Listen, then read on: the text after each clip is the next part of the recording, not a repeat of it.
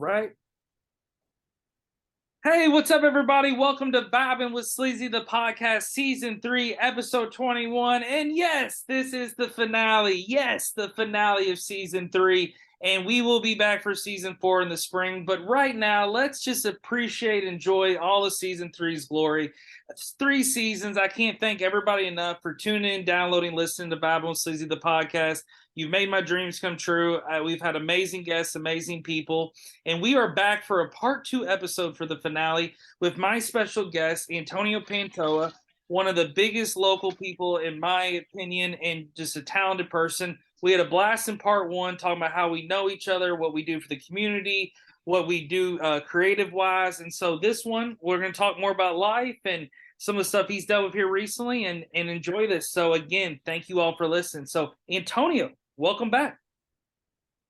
Oh man, thank you so much for having me back. And I think this is going to be bigger than season 3 of Stranger Things, man. So people might want to go back and listen to all of the episodes and just binge listen from episode 1. Thank you, dude. No waffles here, but bigger than Stranger Things. That's all I got to say. So I will say this too. If you're a friend of EC, then you need to just put it on before you go to bed, man. Fall asleep to his beautiful voice. That way he can get higher on the algorithm. He's got more plays. Do it every night. I don't see why you don't. If you support this man, you need to go ahead and do that. Thank you, bro. Thank you. Yes, I agree with Antonio 100%. And thank you so much. That means the world to me. So, dude, seriously, it's awesome hearing that from you. So, you mentioned a little bit of there at the end of part 1, and we're definitely going to end on a positive note, but we got to talk about this part first. You did suffer a heart attack. If you want to talk about a little bit about that situation, just and now where you're at with that, because you're doing speeches and you're featured and stuff. So let's talk about that. Yeah, man. So I was on a safari in the jungle, and my heart stopped beating. So this ape pulled his own heart out and stuck it in my heart, and sewed it back up right then and there, and I lived. And that's basically what happened. And now you're the only human in Kentucky with an ape heart. Yes, man. I have an ape heart, and that's why I'm just like, and like somewhat of like animalistic, features and stuff like that now. So no, so I had the heart attack in the gym, literally. And no one will believe this, but I have one person who can confirm it. So my brother called me on a Saturday morning, and my grandmother died the day before. It was May 13th, which was Friday the 13th. And my brother called me the next morning, and he said, I had a dream that you died. And I had a dream that you were dead. And he said, you're taking your heart medicine, right? And I'm like, I've not been on heart medicine, so I don't even know why he said that. Yeah. But they have been monitoring my cholesterol for the last 15 years. So I thought that was strange. I said, no, man, I'm fine. Like, thank you so much for thinking of me. But no, I was at my daughter's soccer game. And then I went to the gym. And then later that day, I was in the gym while it happened. And my jaw started hurting, my left jaw, and then my chest started hurting. It was really like a deep pain in my chest. And so bad that I was doing chest that day. I was doing bench presses. Mm-hmm. So I do chest and back. So go and do pull-ups. And then it starts hurting worse. And I'm like, man, that's a really abnormal feeling. Maybe I just hit the bar on my chest too hard. Something's wrong. I was in the best shape of my life. I don't smoke. I don't drink. I've never done any drugs. So I'm not thinking it's a heart attack for sure. But my dad did die of a heart attack. So the thought crossed my mind. And then my brother, his call, it was in my head. So my back starts hurting and my left arm starts hurting. So I Google it while I'm doing pull-ups. And I'm like, what are the symptoms of a heart attack? And I had all of them. So I left the gym. I drove myself to the hospital, and I could barely make it. I had to hunch over so bad I could barely see above the steering wheel. So I make it to the hospital, and I could barely make it to the front. And if you've ever been to the hospital and you heard people grunting like, oh, I was like, how are people in that much pain? Yeah. I was, but I didn't do that, but I wanted to.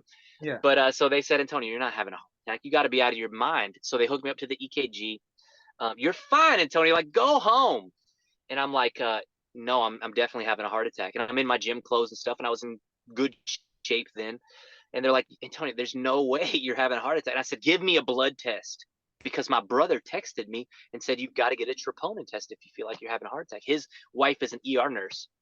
So I did. I get a blood test, and .03 troponin level is like scary. Like, don't mess around. If you got .03, you're probably in a cardiac arrest or something. And mine was 30 or 40.0. It was like the worst that ever been seen. So I had the Widowmaker, man. So the scary thing about the Widowmaker is they can't find it on an EKG. So they send most people home, dude, and they Oh my die, and God. they die like right after that. Yeah. So and most people, here's the scarier part, is most people don't experience any pain, dude. So like I was lucky I had pain, and especially women. So women don't have any pain at all. So you got to get checked out, man. And like I didn't want to do like an invasive test, like to go in my arteries and stuff like that. But it's really the only way to find out, like if your arteries are clogged. So I had 100% blockage in my main artery. And I used to be in the military, and I used to get out of the runs. I didn't like to do the runs, man, because I wasn't getting any blood to my heart. So, because I tired out really fast. And people made fun of me my whole life because I couldn't run, or I didn't have any like lung capacity, but it was because my cardiovascular system got zero blood to it. Whoa. So my heart's been dead for a long time, and portions of my heart are dead. And I had the heart surgery, and then I spoke at Walden High School, which was there. I did their commencement speech for their high school graduation, which was the highest honor because I didn't go to high school. I only made it to 8th grade. Mhm. And after that, a week later, I had heart issues again. So I had a second heart surgery 2 weeks after my first one, and I felt fine then, and I feel fine now. And that's the scary part, is that like somebody might wake up in your body and be Mhm. like, what in the fuck is happening to me? But for you, it's your normal. You don't know any different. You wake up tomorrow, you're a little tired. That's normal for you. Mhm. Somebody wakes up in your body and they're thinking, what in the fuck is going on with my body right now? Like, so I think you've all got to get checked out. So the American Heart Association brought me aboard to, maybe do some speaking for them and be a leader of impact and stuff like that. So I just had like a magazine article that came out about that, and Congrats. they're accepting donations for it. Thank you so much, which is so dope. So you can go to my site on there, and you can donate. It's not going to go to me. It's going to go to the American Heart Association. But coronary heart disease kills more people than anything in the United States, man. Anything. Number one killer. Oh my God. So yeah, just to everybody who's listening, go get your ass checked out. Go get your cholesterol checked, get everything checked that you possibly can, and don't even just do blood work. Do more if you can, because you don't know. You don't See, know. you're motivating me because something I'm very big on is every year doing a physical dental eye exam just to stay on top of that stuff. And this is the only year that I kind of was delayed on my medical. And Humana, who I have insurance with, did like a little sample over the phone thing. They give you a gift card to do it, and they just talk about vitals and shit like that. And I told her, I was like, I'm just waiting to get my physical schedule. So I'm going to the end of January, and I feel fine, and I feel good. Definitely could eat better, of course, and definitely do improvements. Not perfect, but I'm real big on that too. Is like checking things. But here's a question I always wondered, and I don't know if I guess you would know since going through it. Is like, can people? Is there any way of people to be able to go to like the doctor when they are maybe older or anytime and just be like, hey, nothing's happened, but can I get my arteries checked? Like, is there clogs, or is that EKG the only way to find that, or is there an actual test, or what? Yeah, there's a couple things you can do. So my doctor told me about like blood vessel test.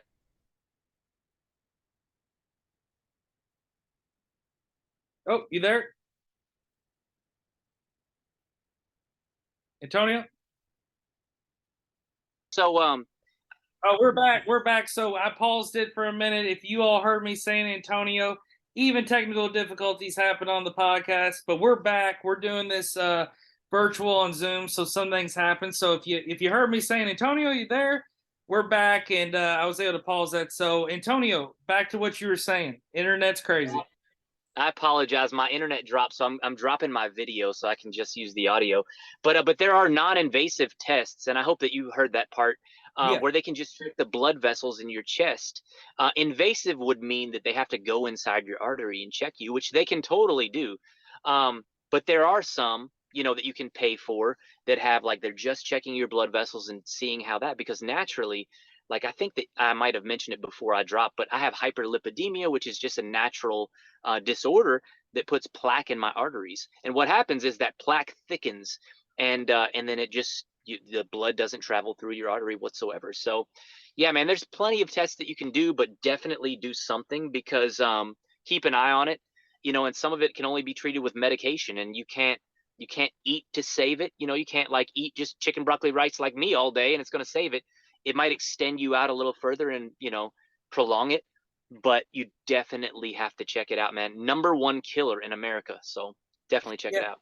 And that's wild you say that because back to we were talking there about your heart and everything, and we were talking about just I mentioned there kind of when we had the little pause break about food intake, and like I'm definitely trying to get checked and definitely improve my diet. But the thing that I heard on the radio is that like I guess some British or Australian, one of the countries, like did some research, and they ended up finding out that of course, we knew this probably already that like processed foods are definitely death riskers, but they mentioned, two things that us, especially Americans, could look out for. And I think everyone has definitely ate one of these in their day is hot dogs and frozen pizzas. So they just mentioned how the process of it all, how those are just really bad. And those are like some of the key items that you should actually stay away from. So um, it's interesting how they found these studies and stuff, but it's also just it's interesting in general how we do food just in the world in general. Yeah, I agree totally, man. I mean, it's scary, like just that what's in our food and stuff like that that could, be causing all of this stuff, man. I mean, it's just complete and utter chaos.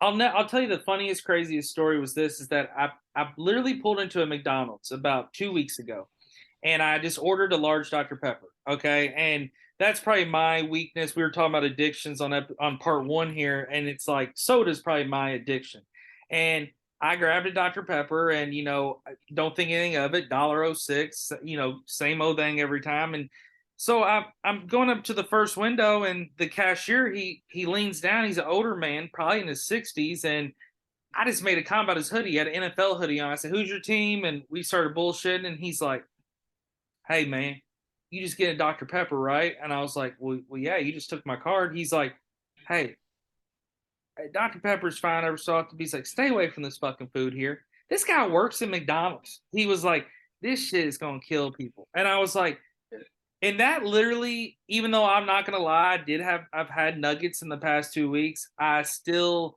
have not forgot about what he said, and it's just like this is the guy working at McDonald's saying, "Don't eat this shit." Yeah, man. It's dangerous, man. All of the food, it's poison, and unless you're like growing your own stuff and killing your own meat, and you're like Tony Thomas and he's got his fridge stocked with, like a cow that they butchered or something like that. Yeah, It's all dangerous because we don't know what goes in it. It's not really regulated, and I mean, that's a really really deep discussion, but it's all of it's dangerous, man. It's poison. You know what I'm it saying? really Seriously, some is. of the ingredients you look up and you're like, they're in chili, you know what I'm saying? And you're like, oh my God, like if I look up these ingredients, some of this is like poisonous. Yeah, it's like toxic, and it's the same thing with almost like I'm not gonna say I don't drink alcohol, but it's almost like with alcohol, you just keep pouring, you just keep drinking and drinking and drinking. It's poisonous. It'll kill your liver. It'll get to you, and so it's big on people really need to take their health in check. And like I said, I'll second Antonio on it.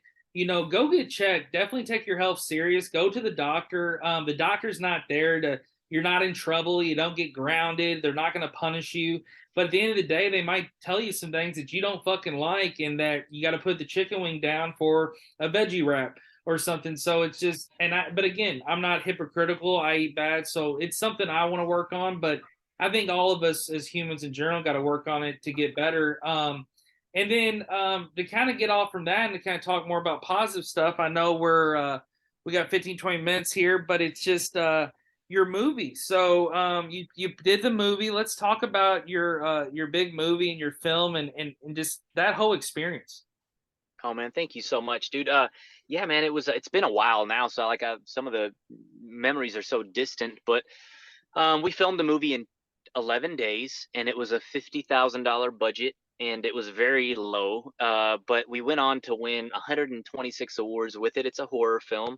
It's based on a crime scene cleanup crew. And I always wondered, like, like if there's a murderer who like kills a bunch of people, all these homicides and there's body parts everywhere and stuff. Like, do the crime scene cleanup people have to go even if the killer's not apprehended? Did they have to like go and like clean the mess up? And the answer is yes. Like they still have to go and like find out, all that stuff. So I'm find out they still have to clean up all that stuff, that mess, even if it's like a gigantic building and the killer was never caught. So that's what the movie's about.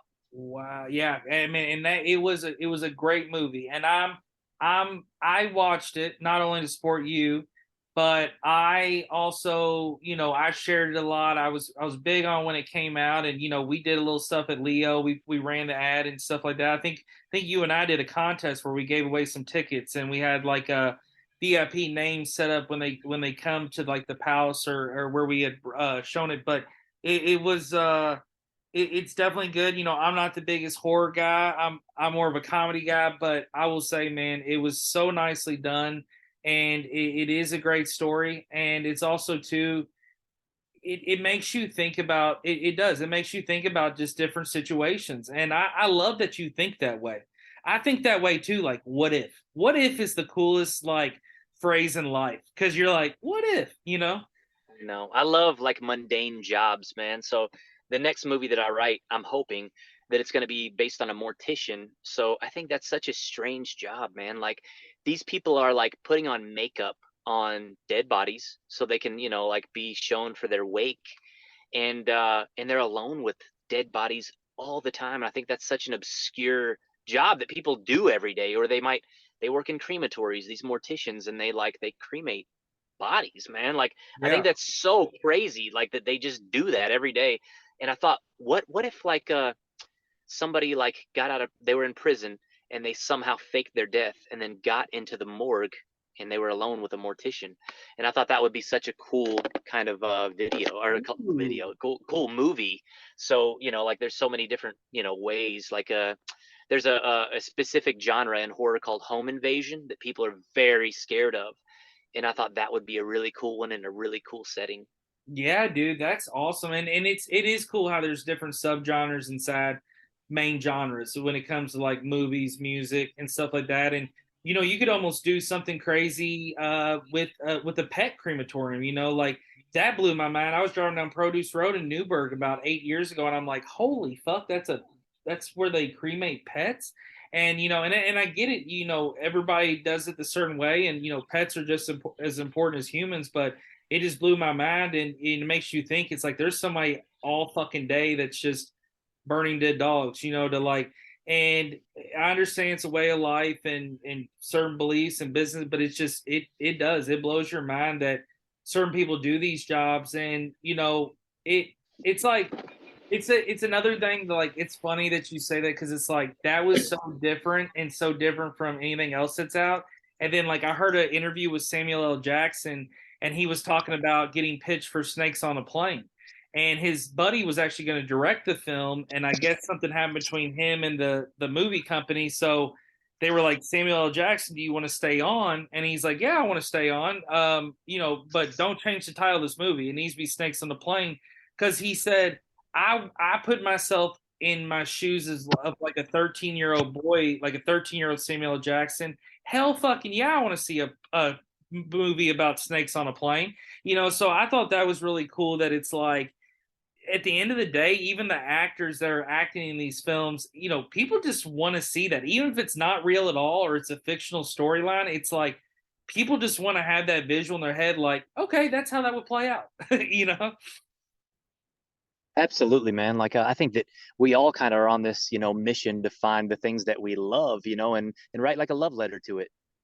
Exactly. I love that, man. Yeah, dude, you're really this podcast, like even on part one and part two, I love a lot of things that you're saying, like quote wise and phrases, because it definitely is good ways to think about stuff. And and I'd still love that quote you said. It's just, we just it's all about doing what you love and for the love of it. And at the end of the day, I think as creators, me and you being creative people, it's just at the end of the day, you and I really, I think what we really want is we just want to touch people with our art, have people change or think outside the box. And that's probably my biggest thing with this show is just not being able just to express myself, but thinking outside the box.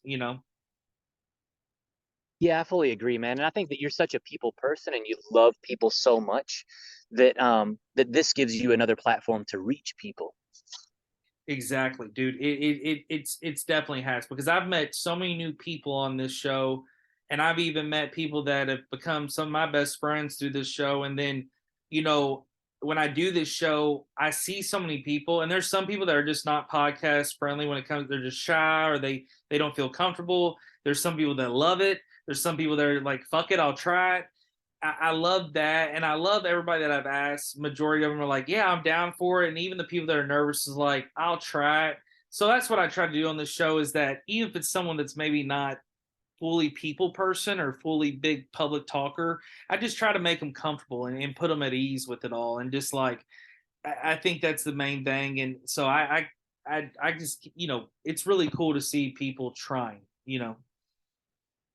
Yeah, I think that also everybody can like with podcasts, they have unique stories, man, and all the stories that you've heard and shared. And we didn't even touch on your stories, like the ones that I love so much, but you've done a lot too. You know what I'm saying? And I think it's the most beautiful thing to be able to know somebody in their passion, and that's something that you get to do every day, man. You talk to people about their passions, and you'll never get somebody talking or disarm somebody in such a way whenever you give them the opportunity to talk about their passion, the thing they love the most. Oh yeah, true. No, you're 100% right. And when you get someone on their passion, and it not even have to be a podcast, just shooting the shit at a bar or at the gym or something about sports or something, and it's someone who maybe is passionate about a team. Even if you're not even a fan of that team, it's just fun to hear them talk about it. I mean, you might not even be a sports fan. It's just like, and I've had so many people that are like, I've had so many episodes of this podcast where it's about pro wrestling. I'm big in pro wrestling, know people in the industry, and I've talked about it and had people listen. And I've had so many girls that listen to this show that I reach out and be like, I didn't know shit about wrestling, but that was actually really fucking entertaining. And so at the end of the day, if I get that compliment or hear that feedback, I know I'm doing my job because it's like they didn't even know anything about it or interested about it, and now they're like, hey, I want to give that a shot. Yeah, that's awesome, man. I mean, that's a beautiful thing, you know what I'm saying? Because I think that so many people probably wouldn't be willing to give a lot of things a shot unless they heard a little bit more about it or heard the making of it or knows what goes into making something like a movie. You know, maybe horror is not everybody's bag, but maybe they might be like, I might listen to it. I might watch One Must Fall. Or maybe they're like, podcasts, it's not really my thing. But I drive 40 minutes to work there and back. You know what? Instead of listening to music today, I'm gonna listen to somebody talk, Yeah. and it might change their whole perspective on everything. You know what I'm saying? Then they're gonna go take a deep dive on all podcasts, and they can listen to all of Eric Clark's season 3 of this episode, Yeah. this podcast. You Yeah. know, So I appreciate it, man. And like I said, I can't thank you enough for taking the time to be on this show, for doing a two-parter. I appreciate it. If everybody hasn't listened to part one, it's up on all platforms. Tune in. This is part two, and this is the season 3 finale. So we've recorded 21 episodes for season 3. I've done it for season 1, season 2. I always say we like I have some coming. It's just fucking me, but I say we because it's all the guests. So I can't thank all the guests enough. I can't thank everybody that supports and listens enough. And I just appreciate everybody. And I'm just excited to see where Vibing with Sleazy the podcast can go and where it's been and where it will go. And at the end of the day, no matter what, I'm having fun with it and I'm just, building on to my legacy. So Antonio, before we end it, give them your sign off things and then I'll do my little outro. thank you so much, man. Just you could find me anywhere. My name's hard to spell, kind of, but if you type in Antonio P, I should pop up. But don't follow me. Go follow Vibing with Sleazy. Definitely go on Stitcher, Apple Podcasts, wherever podcasts are, and leave a review so that it helps the algorithm, so it gets this in the pipeline and more people can watch it. So don't do anything. If you took it one small thing from these 2 episodes, then just please go leave a review. That's all that I ask, is that you leave it 5. You know what? Leave it 1 star if you want to. Leave it 5 stars though. And if you don't want to put a description in your comment, just put like an X in there. And whatever you put, it will definitely help the algorithm and get him into the mainstream. And that's really ultimately the best thing that I can ask you to do. Thank you, brother. That means the world to me. I love you, man. I can't thank you enough. I love the listeners. Thank you all. Again, thank you for an amazing season 3, everyone. And Antonio, I can't thank you enough. Vibing with Sleazy at gmail.com. Vibing with Sleazy, the podcast, Facebook, Instagram. Reach out, show love. I will be on a break, like I said, until spring 2023, but reach out. I'll still be posting on the social medias. I'll still keep people engaged. And now you have a few months, maybe 4 to 5 months, to listen to 1, 2, and 3. All the episodes are on every platform, so you can always tune into the archives and hear even the current stuff. So thank you all again, and we are out. Peace. Thank you.